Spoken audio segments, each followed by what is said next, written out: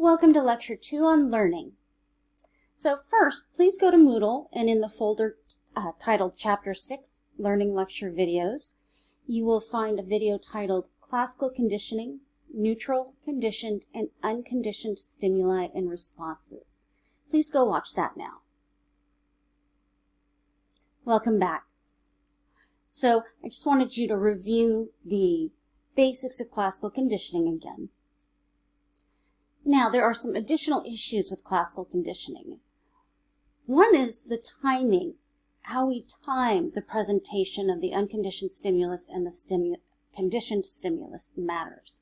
So, the acquisition of a classically conditioned learned behavior depends on how the stimuli occurs together in time. What has been found is that a slight delay is best. So if we go back to Pavlov's experiment, he rings the bell and then presents the food. The bell is our first neutral stimulus, but now it's becoming our conditioned stimulus.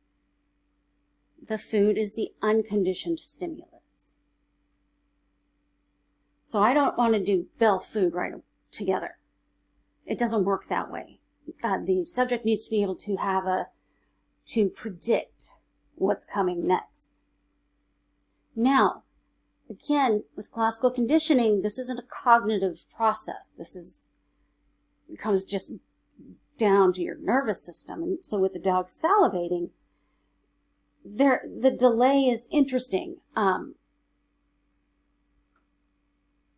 You need a delay. For some reason, that's just a much more effective way to classically condition a conditioned response. So, with Pavlov's experiment, you would do the bell and then food. Bell and then food. That is going to allow the subject to predict what's coming. And I'll explain that some more. Now, we need to keep in mind the conditioned stimulus will never elicit a response as strong as the conditioned stimulus. A dog will never salivate as much to a bell as it does to food. However, what a brilliant experiment. Pavlov got dogs to salivate without food, with just the ringing of a bell. So, to look at the issue of delay, your textbook mentions a really interesting thing about how in horror films, hearing the music come before you see what's scary gives you a much more terrifying experience than if the music just starts as the scary event starts as it's happening. So go ahead and go to Moodle and watch the video titled Delaying Classical Conditioning, Jaws Underwater Theme.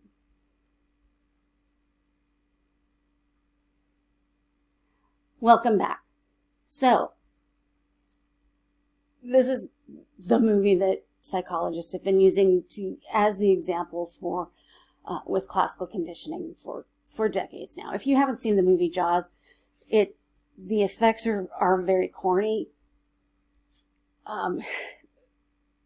in today's viewing standards, but it's actually a pretty good movie. Okay. So why does a brief delay between the presentation of the conditioned stimulus and the unconditioned stimulus matter? Again, it comes down to prediction. So NS means neutral stimulus. Your neutral stimulus will become your conditioned stimulus. So your neutral stimulus and unconditioned stimulus, so the bell and food, give you the conditioned response, salivating. But if you have a delay, and it doesn't have to be a long delay, you get a stronger conditioned response. So in Pavlov's study, if I were doing that, I haven't read that there's any specific number of seconds to be used, but I would ring the bell, wait 5 seconds, and then give the dog food. I want them, that slight delay will give them a stronger conditioned response. And again, this is reflexive. You can just think back to the process of Andrew's reaction to the sight of cats.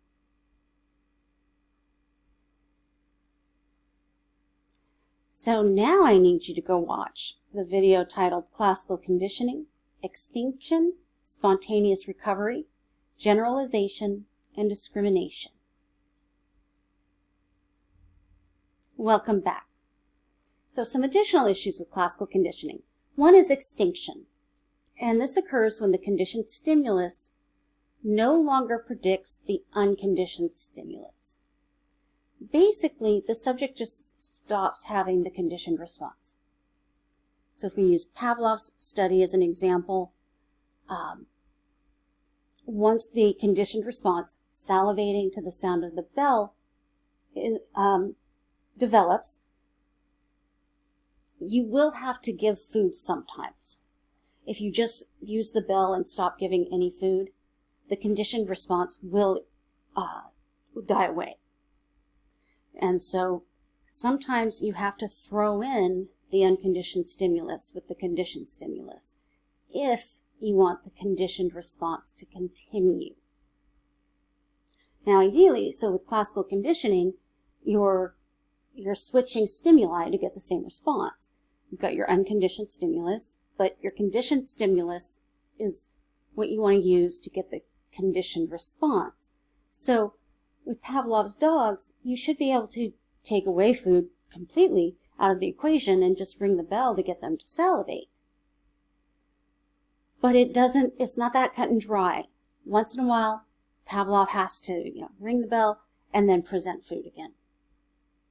Doesn't have to do it all the time, but he has to continue so that the conditioned response continues.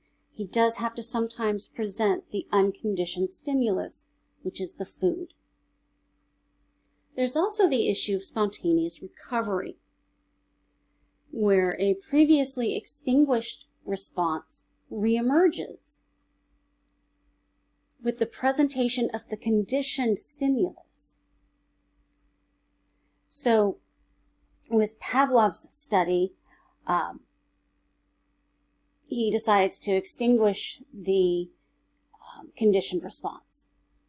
So he's done doing the bell experiment, and now just returns to giving the dogs food on schedule without pairing any other stimulus with the food. Well, sometimes the response will happen. Something that sounds like the bell will bring about the conditioned response. Even though you thought you've eliminated that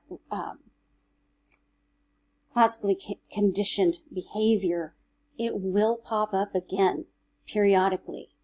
Now over time, it will eventually completely extinguish. But conditioned responses can spontaneously recover sometimes. So you should have this in your textbook. This looks at acquisition, extinction, spontaneous recovery, and the second spontaneous recovery, because spontaneous recovery happens more than once.